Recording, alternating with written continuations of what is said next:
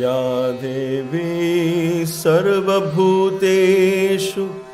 विष्णुमायेति शब्दिता नमस्तस्यै नमस्तस्यै नमस्तस्यै नमो नमः नमस्तस्यै नमस्तस्यै नमस्तस्यै नमो नमः नमस्तस्यै नमस्तस्यै नमस्तस्यै नमो नमः ॐ साईश्वराय विद्महे सत्यदेवाय धीमहि तन्नः सर्वप्रचोदयात् ॐ साईश्वराय विद्महे सत्यदेवाय धीमहि तन्नः सर्वप्रचोदयात् ॐ साईश्वराय विद्महे सत्यदेवाय धीमहि तन्नः सर्वप्रचोदयात्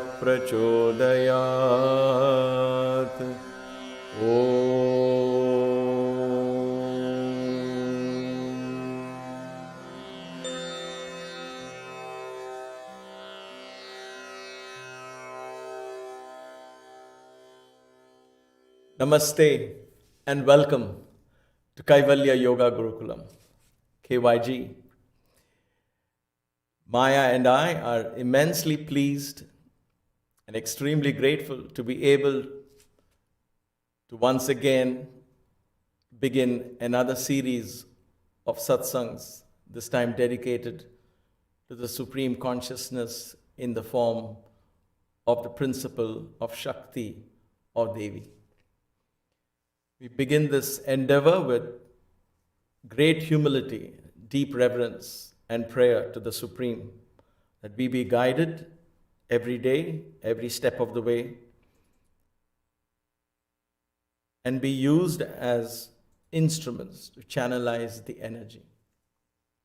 As always, let us begin the satsang with a Ganesha bhajan, invoking this energy from the Mooladhara, opening the corridors from the depths of our mind, clearing the path and the obstacles,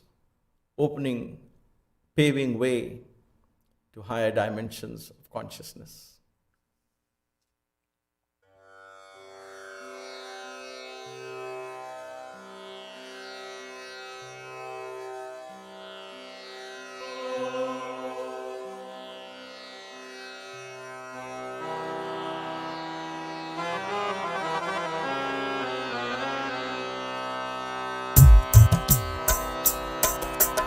ॐ गणपतये नमः ॐ गणपतये नमः ॐ गणपतये नमः ॐ गणपतये नमः ॐ गणपतये नमः ॐ गणपतये नमः ॐ गणपतये नमः ॐ गणपतये नमः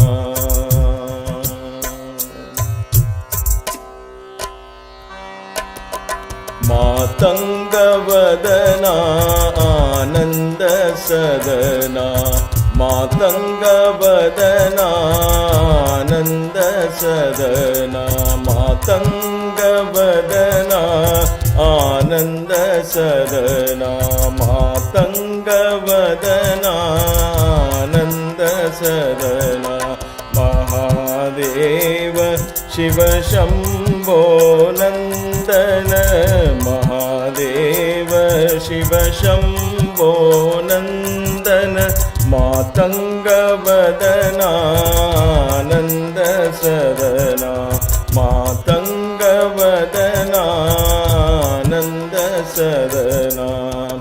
माया विनाशक मूषिक वाहन माया विनाशक मूषिक वाहन माता महेश्वरी भवानी नंदन माता महेश्वरी भवानी नंदन महागणपते मंगल चरणा महागणपते मंगल चरणा महागणपते मंगल चरणा महागणपते मंगल चरणा ओम गणपतये नमः ओम गणपतये नमः ओम गणपतये नमः ओम गणपतये नमः ओम गणपतये नमः ओम गणपतये नमः मातंगवदनानंद सदना महादेव शिव शंभो नंदन मातंगवदनानंद सदना माया विनाशक मूषिक वाहन माया विनाशक मूषिक वाहन माता महेश्वरी भवानी नंदन माता महेश्वरी भवानी नंदन महागणपते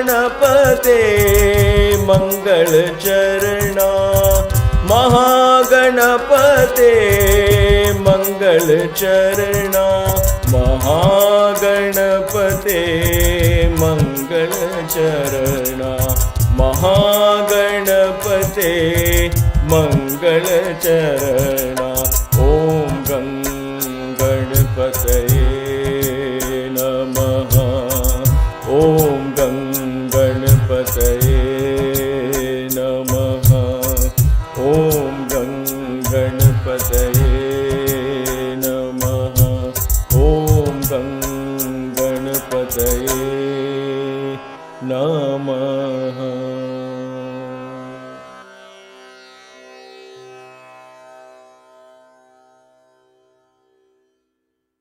Namaste for those of you who have just joined.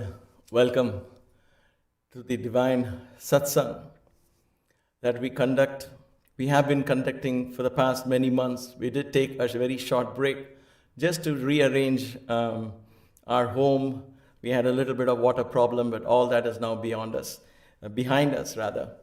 and we are set to begin another series.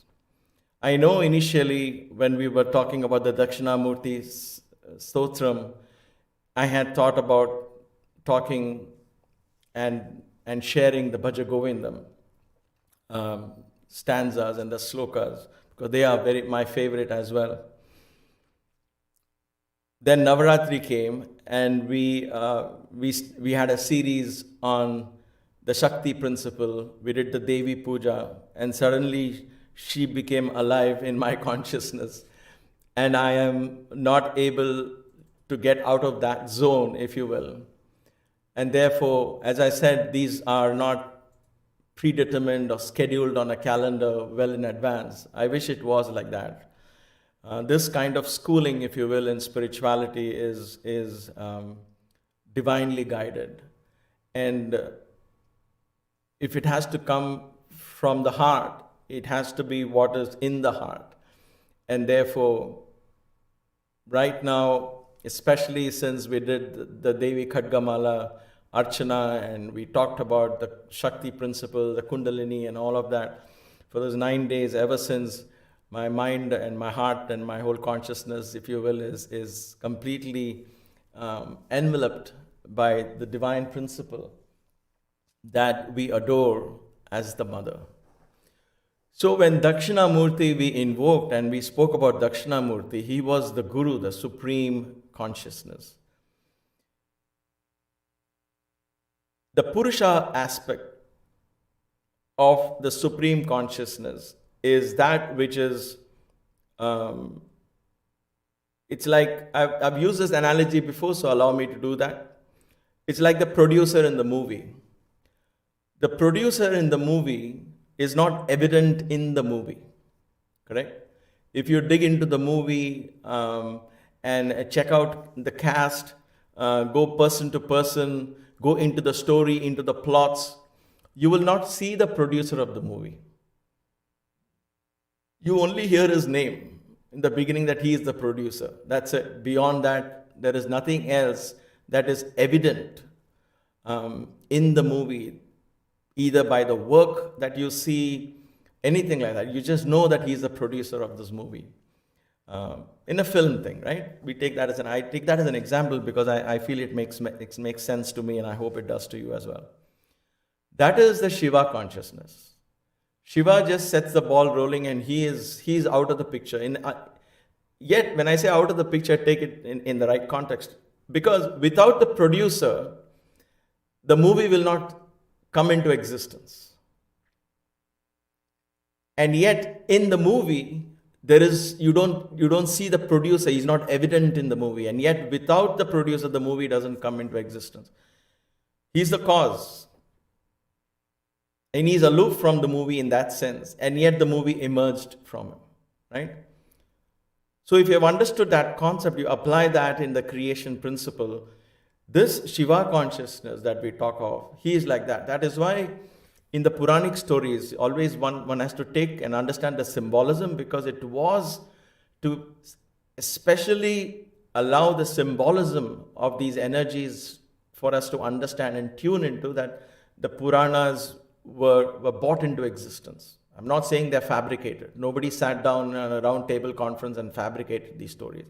These happened at one point, but so far back in time, so many yugas ago, that even when they were finally shared, they were shared as Puranas. So it was always known as Puranas. It's not known now. It has not come to be known as an ancient story. Puranas are always been Puranas, which means it goes so far beyond time.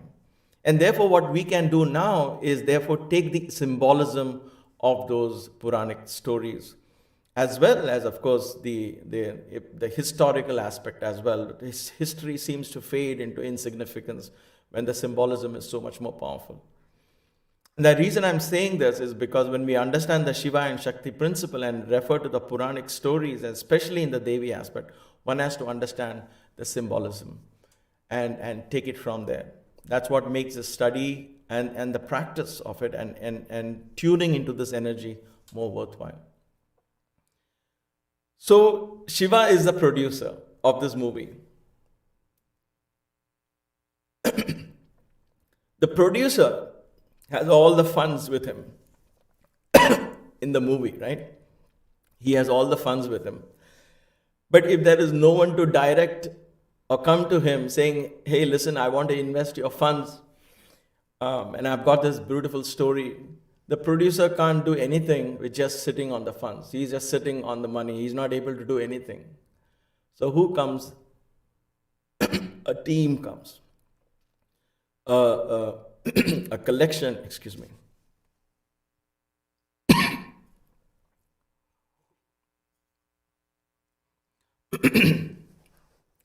A collection of people headed by the director, they come.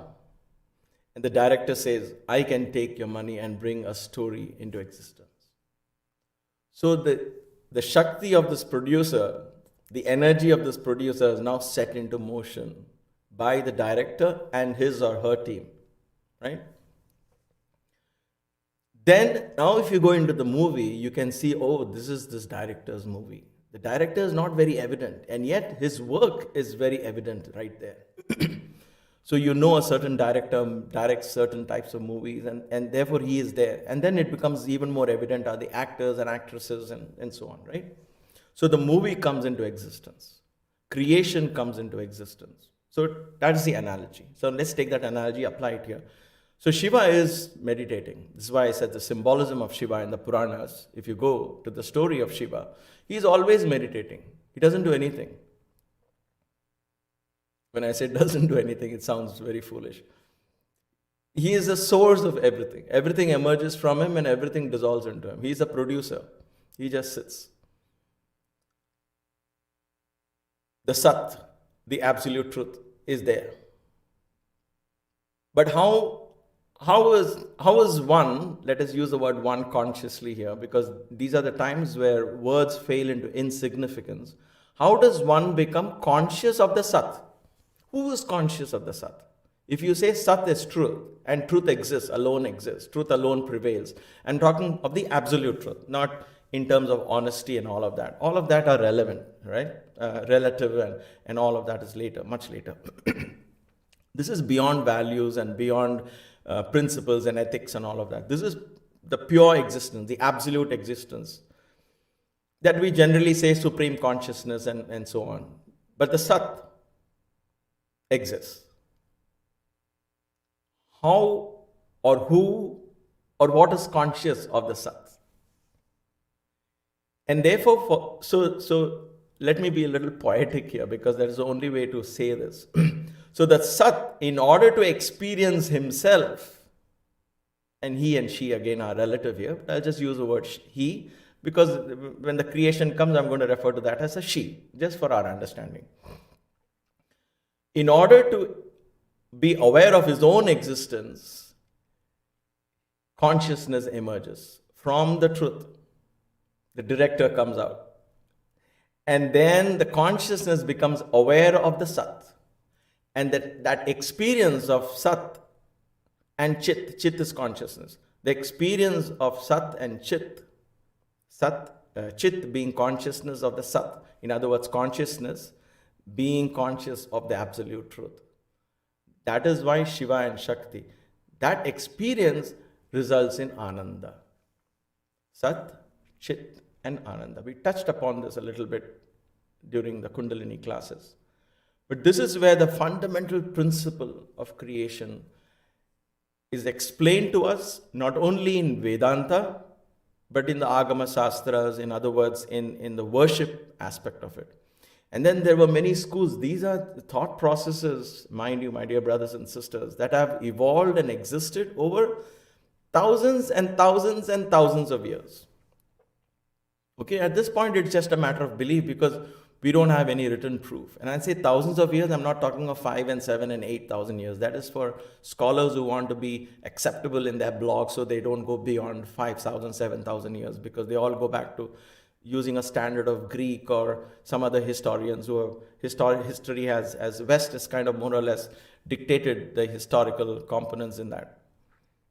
But I believe that we, as human beings, the cycle of creation, the yugas have existed since times immemorial. So we go back thousands and thousands of years. And so these hundreds and thousands of years ago, this principle has taken many paths, because it's evolved over so many saints, yogis, rishis, exploring this, finding their own paths. That is the beauty of this. Why am I saying this? Is because you had the path that the Ganesha, the Ganapatyas, there is a path of Ganesha being the supreme Brahman. There is a path of Shakti principle, Shakti being the supreme. There's a path of Shiva being the supreme. There's a path of Kumara, Kartikeya being the supreme Brahman. There is a path of Vishnu being the supreme. So all of these paths emerge, all of them leading to the same thing. In principle, the essence of all of these are the same. So it is up to us to choose what we feel like in a particular phase in life. That might change. I wouldn't use the word evolve, but it could change from one to the other. And now what has happened in the last so many thousand years in relatively modern times is there has been a beautiful, when I say relatively modern, I'm talking of 3, 4, 5,000 years, 7,000 years. There has been a beautiful harmony, a blend created of all these divine paths together and presented to us, you and me, in the form that we can relate. We can call upon the Guru and tune into the Dakshinamurti principle. We can call upon the mother and tune into the Shakti principle. We call upon a friend and tune into the Hanuman principle, right?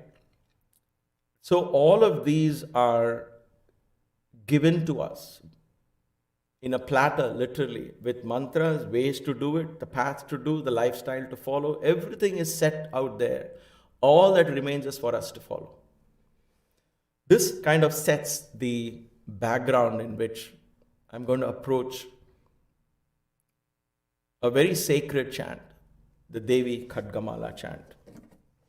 Of course, there were many reasons as to why I wanted to start with Devi Khadgamala. I say start because when you enter this dimension of the Shakti principle, it is everything in creation. So imagine like this, Shiva is Sat, Chit emerges, and from Chit, all of this, everything that you can ever imagine is Shakti. Every aspect of you is Shakti. The I is Shiva. The moment you say I am, the am is Shakti. Without the am, in other words, I am, that means there is existence, right? How do you know that consciousness is the am? Without that, only the I. But who's aware of the I? So without Shakti, Shiva is, that's why it's said in a more lighter way, that without Shakti, Shiva is of no consequence. Because he also doesn't know he exists in that sense. He's completely so absorbed. It's like a seed that contains the entire tree. But how will the seed know that there is a huge tree inside it? It has to fertilize, release its potential power that comes from the seed, becomes a tree. So Shakti emerges from Shiva. And Shakti becomes this divine principle that brings forth the entire existence. So Shiva can happily rejoice in his powers. That is the beauty. I loved myself, so I created the universe so I can love myself. It's like that. Ekoham bahushyam. I am the one, I become the many. So it is that one consciousness that has become all of this. My dear sisters and brothers, none of what Sanatana Dharma and the ancient practices that is offered they appear different. The paths appear different, but the essence is the same. It's never been compromised. It's never different. If you go past the superficial differences of this Devi versus that Devi, or Devi versus Shiva, or Vishnu versus Shiva, and all of that, these are schools of thought. These are divine energy principles. If you go beyond that, there is only one principle from which all of this emerged. So even in Sankhya, if you see, if I can take that as a basis, Sankhya doesn't teach all this. It's up to us. The platform is there for us to explore. The way I've understood is Purusha and Prakriti, and from Prakriti emerges Mahat. From that union, from that Sangha, from that companionship of Sat and Chit, Mahat, there is a brilliance that emerges. And from that brilliance, everything happens. I comes, and from I comes the qualities. From qualities comes the elements. From the elements comes creation. All of that happens. When I say qualities, it's not necessarily human qualities. These are qualities. Just like you see a color and say that's a quality. It reminds you of a quality, right? So there is a quality in the sound. There is a quality in the touch. If somebody touches you, you know the quality of the touch. There is a quality in the taste. There is quality. Qualities perhaps is the closest way I think you can explain the Sanskrit terminology called gunas. So this entire three gunas is the fundamental principle of creation that emerges from this Purusha. And ultimately everything merges into him. So Shiva, everything merges into Shiva, everything emerges from the Shiva. So what we are going to learn in Devi Khadgamala Stotra, and from there onwards, we'll see how she leads us. Because this is the energy of the Supreme that we are going with the flow. You and I cannot dictate how we are going to do this. I certainly cannot take ownership of anything that flows through me, if you will. This is the energy. the practice that I have indulged in, and the meditation and the worship and the chants all have given me certain insights, and I'm going to just share those insights with you all, hoping that you will take that and form your own insight. Just I took from my teachers and the little books I read and all of that. These are all insights given as a building block for you to build your own platform in which you can experience these divine principles. So when we talk about Devi principle, we talk about the creation aspect. It is the entire creation. Every single Shakti is part of her. Today, the Devi Khadgamala, today, right now, here and now, in 2020, at this point, when the world and the society is caught up in this fear, and it's a very valid fear, of this virus, if you will, another asura, if you will, or another aspect of Devi herself, is now in play. What we need is an armor. We need a protective armor. But this protective armor doesn't happen from a place of fear. So when I'm afraid of something and I start praying, oh Mother, oh Goddess, please help me, I need protection, I'm scared, please help me. That only intensifies your fear and creates more distance from the divine. Fear has no place in divine pursuit. Fear has no place. When we worship out of fear, trepidation, am I doing right, am I doing wrong, oh gosh, then it removes the bhava. The bhava of love and devotion and all of that goes away. And yet you can't just compromise saying, oh, she doesn't mind, nobody minds, gods don't ask for all this, I'm just going to take it easy. If that comes from a point of view of laziness and not willing to learn, and therefore you take it easy, that also is not acceptable. Devi Khadgamala is a very ancient chant which provides us not only protection but divine knowledge. Knowledge is the protection. Without that knowledge, the mere idea of a mystical protection somehow happening is a matter of belief without proper strong foundation. When knowledge becomes that foundation, when wisdom becomes that foundation, when we begin to understand what is it that we chant, what does this chant contain, why is it given so much importance, then automatically, even without you consciously thinking about it, at a deep, unconscious, subconscious level, this armor is applied, this protection comes. That is the protection you need, not merely in a superficial, I shouldn't get a cold, I shouldn't catch a virus, or I shouldn't fall sick. All that is immaterial.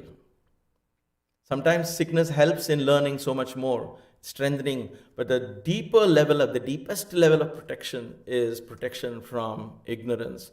And when that protection begins to apply itself, when you and I begin to understand that there is a divine wisdom that is awakening in me, an understanding of all this creation as part of me, and I am a part of this creation, and recognizing the Shakti element, the divine principle in every single aspect of our thought, of our emotions, of our feelings, then you'll understand that there is nothing good, nothing bad. Everything is chit. Everything is consciousness. I bring in, this is going to be just an introduction today. I am not going to begin any chant or anything at this point. We'll take it slowly, but I want to make sure that we all understand what we are getting into. When we talk about the Sri Chakra in the course of this Devi Khadgamala, we are going to understand what is this Sri Chakra all about. What is the big fuss around Sri Chakra, if you will? What is that diagram that has become so popular in India especially, and now across the world? People want to have this as a symbolism of abundance, prosperity. But along with that comes a lot of, to a large extent, unfounded fear that should we keep a Sri Chakra in the house? Can we hang it on the wall? Do we have to do puja to it? Otherwise something bad will happen and so on. That is one side. And then there is another fear that comes, can I do Khadgamala Stotra? Can I even chant this? Will something bad happen if I'm not properly initiated, properly understood? Can I get into this?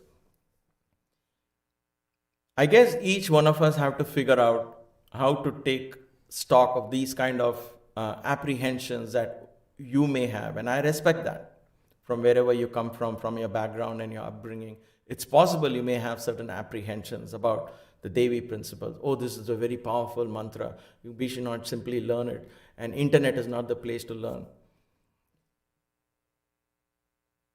For those of you who have this fear, let me do my bit to allay those fears, to bring it down to a level that you can see through that. From my heart, and in all honesty, I can tell you this, from my own experience, there is no place for fear in this or any practice. The idea of initiation came because all of these are so complex. As you will understand, as we learn, we need to understand. So the Guru, the concept of initiation was never like, look at a good day, you come sit, I'm going to give you the mantra, now okay, you're initiated, go ahead and chant. Without you understanding what is this chant about, where am I doing it, how is it related to me internally, externally, how is this going to help me for spiritual transformation, how is it going to remove ignorance. Without that understanding, the superficial initiation is going to do nothing, right? But the real initiations that the gurus of the yore did was tell you every single aspect. That is why you go, and traditionally I'm talking of, you would go and you would stay with the teacher, the guru, and spend weeks and months. And according to your temperament, according to your interest and your enthusiasm, according to your capability, the guru would decide to teach you. Some would catch it very fast, some are very enthusiastic, some were young, some were old, and so on. So each was very individualized and given. That kind of knowledge was given. But now we are on a different era.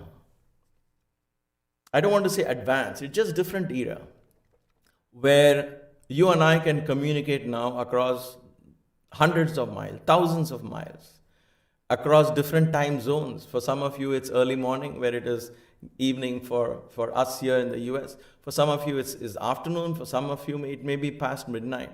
And therefore, but here, what is happening is, we are all meeting. We're in a virtual space. So this is a virtual space is as good, in my opinion. It is new. So anytime something new happens to the consciousness of humans generally, we have a resistance to change. We say, oh, no, that's not the way it is done. The rishis never did that. Their dimension and their way of teaching was a very different thing. But now in this virtual space, you and I have a virtual space where we meet with reverence. And we learn and share knowledge with reverence. As long as we do it with reverence, humility, with a deeper understanding, with no ulterior motive attached, no selfish agendas attached, then that virtual space is as real, as powerful, as clean as the ashrams thousands of years old. So welcome to the Gurukulam in the virtual space. And I mean it from my heart. I don't have to be enlightened to share this. I am merely giving you my point of view in this whole stotras, as I've done previously. That has always been, in my belief, the Guru's role is to share knowledge, not to stop you from thinking. Then I would be doing a greatest disservice to the Shakti in you. So respectfully, I'm offering this for you to consider, and then you to build upon. And maybe you might say, this is not what I can tune into. I tune into this aspect of this. That's fine. There is nothing to be afraid of. So when you go through this learning of the Sri Chakra, when you go through these, it begins with an intellectual curiosity, and that's perfectly okay. You begin to say, okay, let's listen to what he has to say. Let's tune into this and understand different aspects of Sri Chakra, and you begin to appreciate it. And then perhaps you might begin to tune into it emotionally and then begin to awaken the divine spiritual experiences that come out of this spiritual practice. It will take time. Learning the Khadgamala Stotra will take time. Along with explanations, we will also learn how to chant it, and there are many, many ways to do this. We'll learn the traditional aspects of it and so on. It's a very rich experience. I was initiated into the mantras related to it, but I was never initiated into the Khadgamala as such. And yet I found that, and I find it even to this day, the most powerful method of tuning into the divine energy. Because to me, as a student of yoga, the practice of yoga, you have yoga practices on one side, you have bandhas and mudras and kriyas on one side. Then you have a lifestyle, how to eat, when to eat, what to eat, when to sleep, when to get up, all of that, right? These are all techniques and methodologies and all of that put into place. But all those practices are incomplete if the goal is self-realization. It becomes incomplete without understanding the basic Shakti principle. It is said in the Puranic stories, if you will, there is a saying, and I'm going to paraphrase the saying, that the way to get to Shiva is through Parvati, the way to get to Vishnu is through Lakshmi. She will take you there.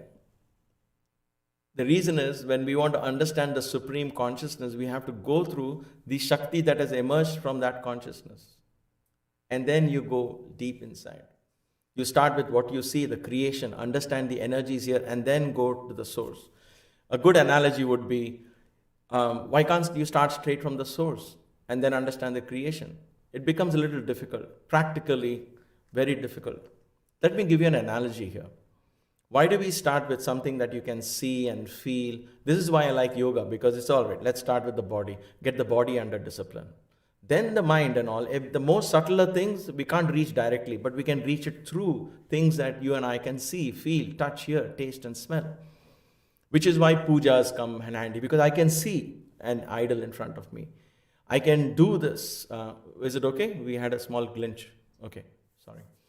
And so I can see the idol, I can talk to the idol, I can converse with something solid there. From there, I begin to understand the essence, the energy, I go into the subtle aspects. Same thing like yoga. I start with the body, I understand the breath, I go into the mind, I practice yoga nidra, meditation and so on, and go into the subtle aspects.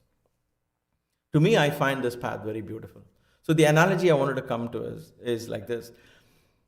Water is found deep under the earth. Now, if you are from India and elsewhere, you know everybody doesn't have a home by the river, right? And you don't go to the well these days and draw water from the well and come.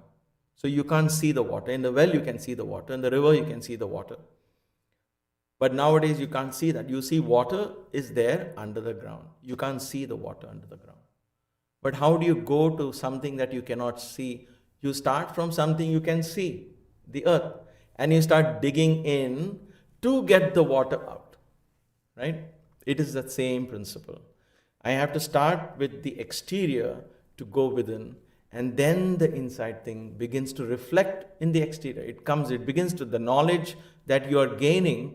It doesn't have to consciously, you don't have to think, what have I learned? How is it helping me? It will automatically reflect in your thoughts, in your words, in your deeds, in your day-to-day activities.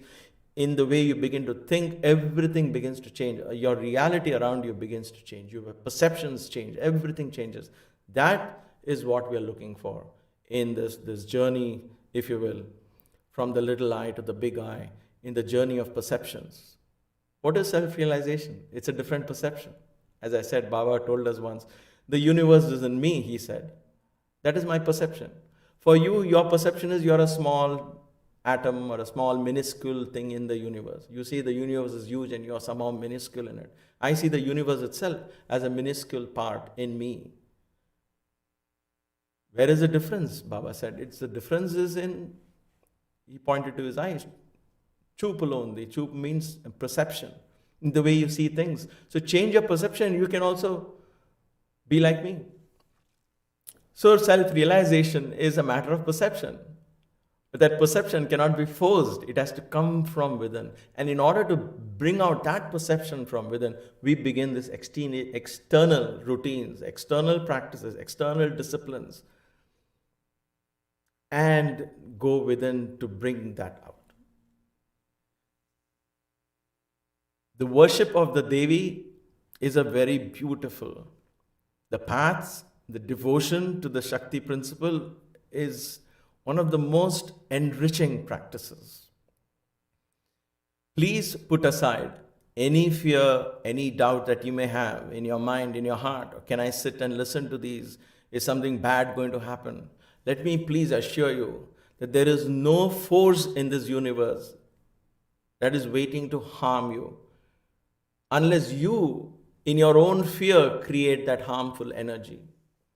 There is no fear that is waiting, especially in the divine realms, in the higher dimensions of consciousness. There is only love, only love, only love. There is only love. I explained this in the Kundalini classes as well. There is no Devi waiting to punish you because you didn't chant her name correctly. If you're doing your best to understand, and with humility and reverence and prayer and devotion, if you take this step, she will come out and take you. She will come and lift you, give you all the resources that you require, give you all the understandings that you require. If you need initiations, she opens the paths to that. Whatever you want, she will do all of that, if it's required. None of this is a must. She, and you will feel her connection, and that energy will begin to guide you. If your own guru represents that, in my case, I was blessed, and many of us here in this virtual space believe in Bhagwan Sri Satya Sai Baba. I stayed with him for 15 years.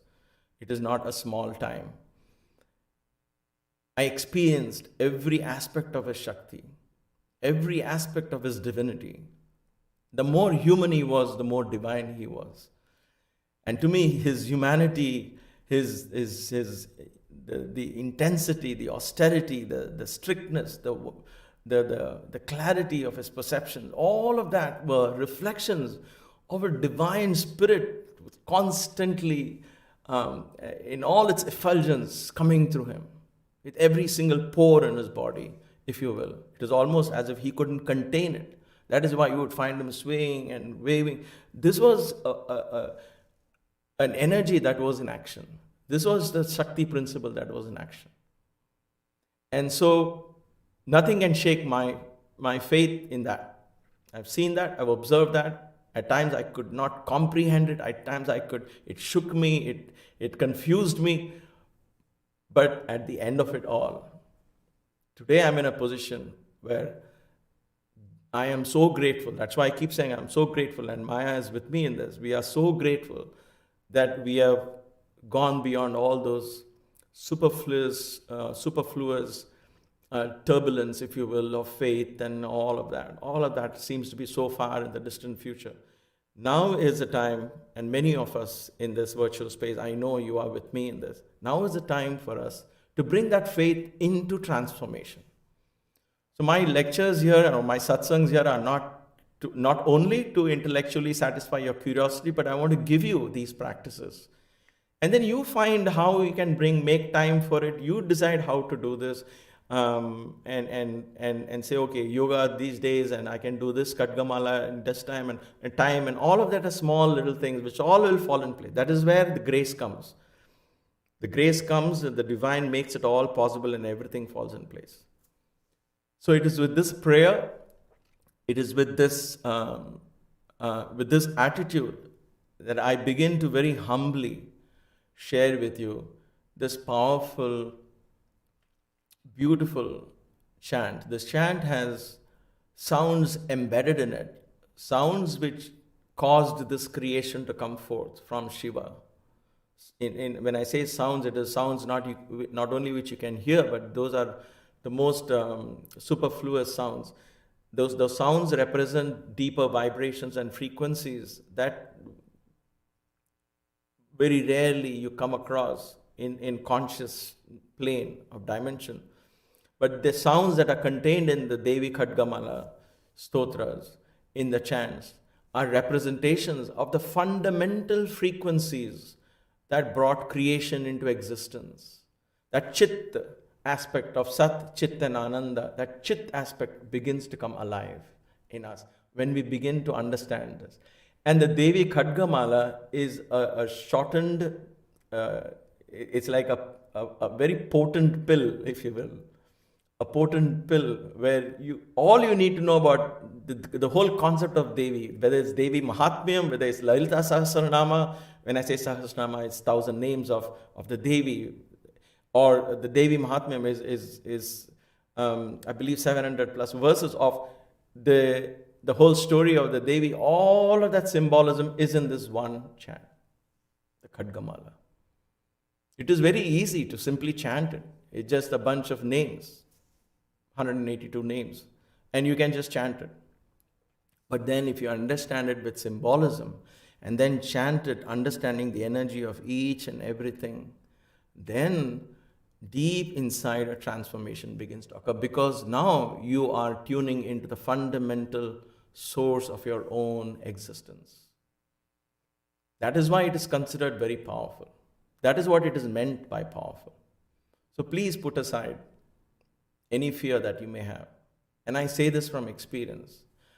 The experiences that I have gained, if you want to talk about in a mystical sense, has been so divine and so blissful and so rewarding.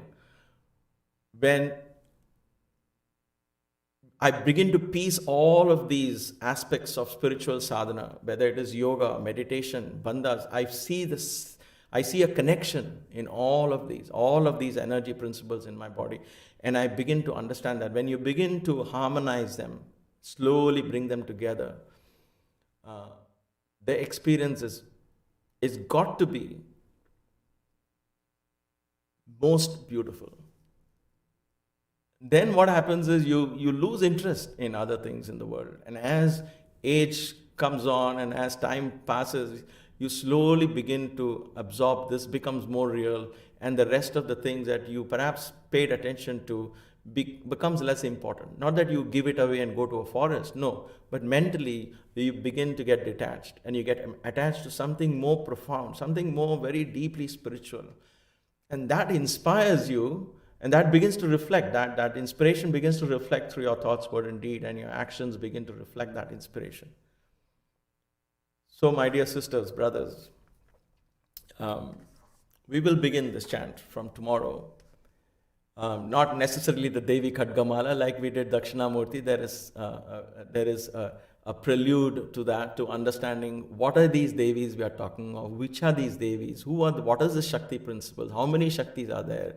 So we'll take references from Devi Mahatmyam, we'll talk about the Devi Kavacham, we'll talk about all of these references and understand the building blocks of these Devis, how many energies, big energies are there, and from there we slowly enter the Sri Chakra. The Sri Chakra is like a city, if you will. Tripura. Finally in Khadgamala we say Tripura. Tripura is a city, the city where all the three gunas meet, all the three gunas, right? The Mahat Tattva, from where all the three gunas emerged. That Tattva, the brilliance, the place where she resides, from where all of this happens, we have to trace our way back. We have to go down to the earth to bring the water out, if you will. So let's begin this journey with all earnestness.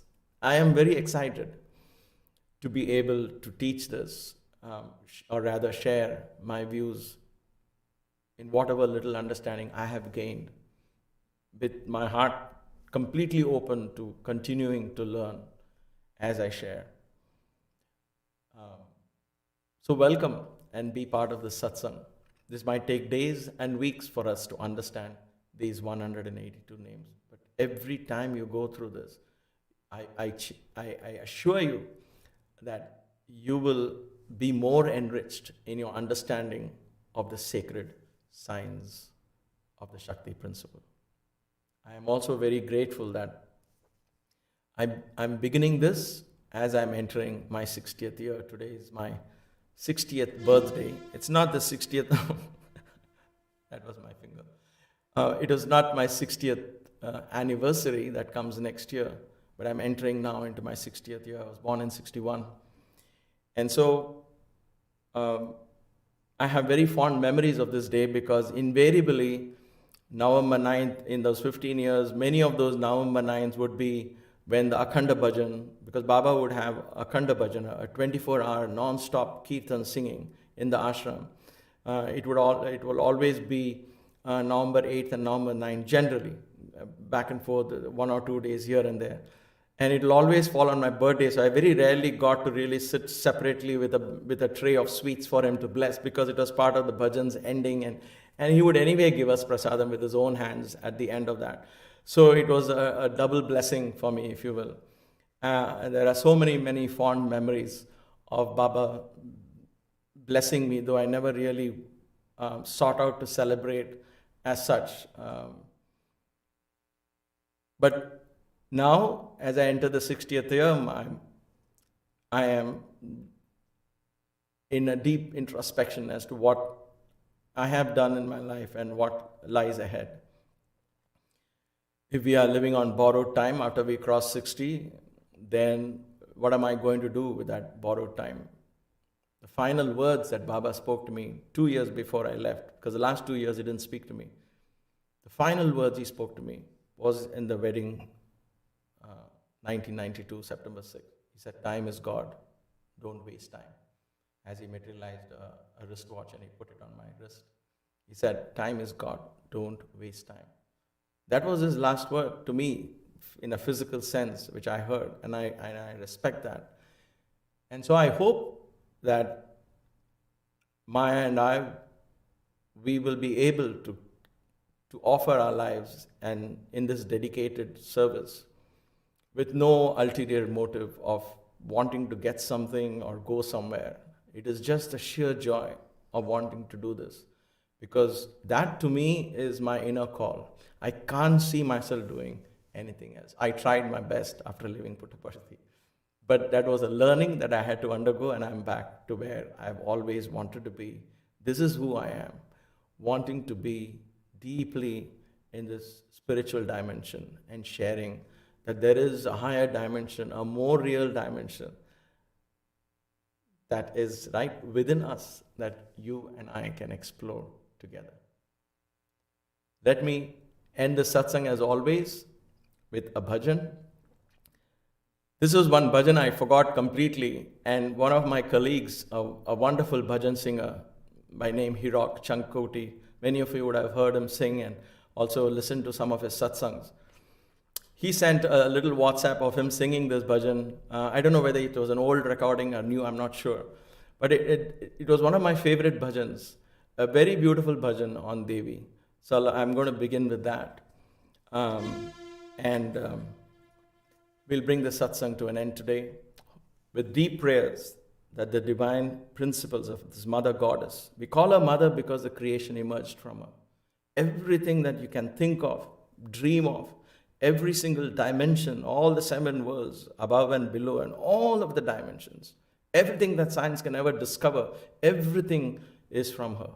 And therefore, she, as we give this feminine aspect to her, because the feminine energy is this most supreme energy, because it is this feminine energy that makes Shiva aware of who he is.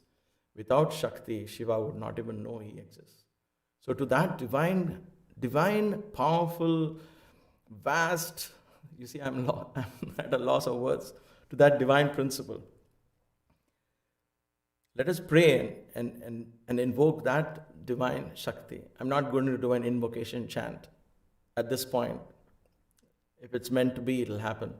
But at this point, we will just go into the bhajan with a deep prayer that this Devi guide us and help us learn this wonderful armor that will not only protect us, but because it will go into our DNA, will protect the future generations to come.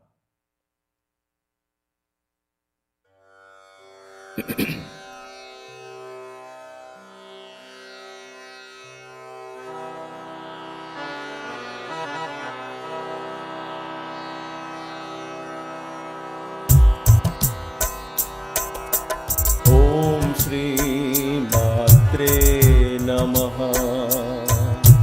Om Shri Matre Namaha. Om Shri Matre Namaha. Om Shri मात्रे नमः। ॐ श्री मात्रे नमः। ॐ श्री मात्रे नमः।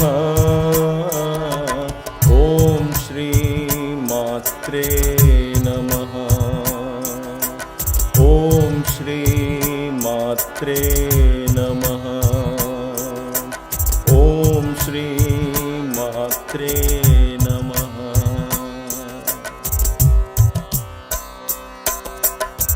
भैरवी अम्बे भवानी,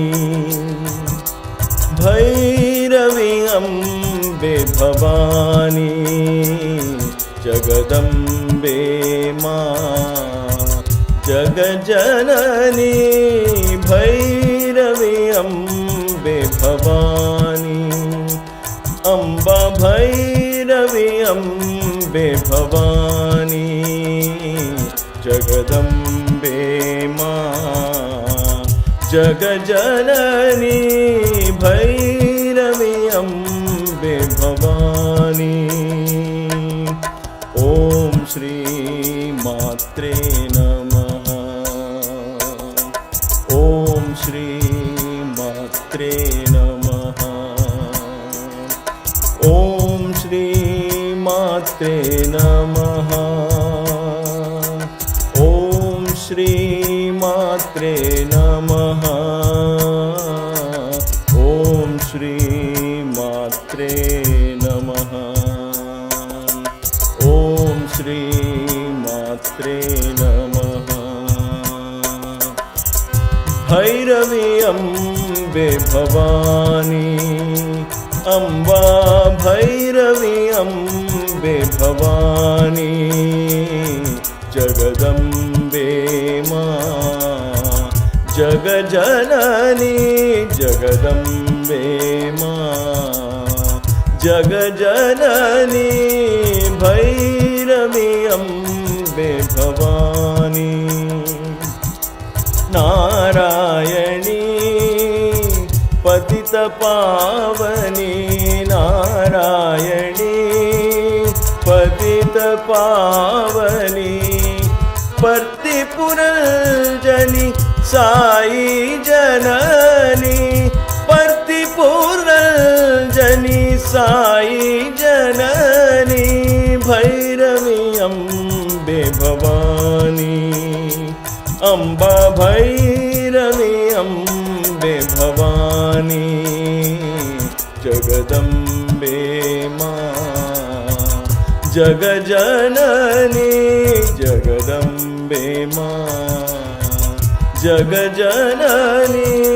भैरवी अम्बे भवानी, अम्बा भैरवी अम्बे भवानी, अम्बा भैरवी अम्बे भवानी।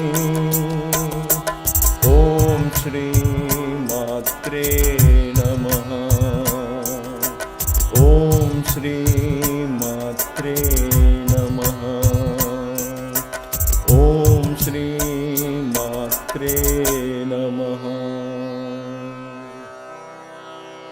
समस्तलोका सुखिनो भवन्तु, समस्तलोका सुखिनो भवन्तु, समस्तलोका सुखिनो भवन्तु।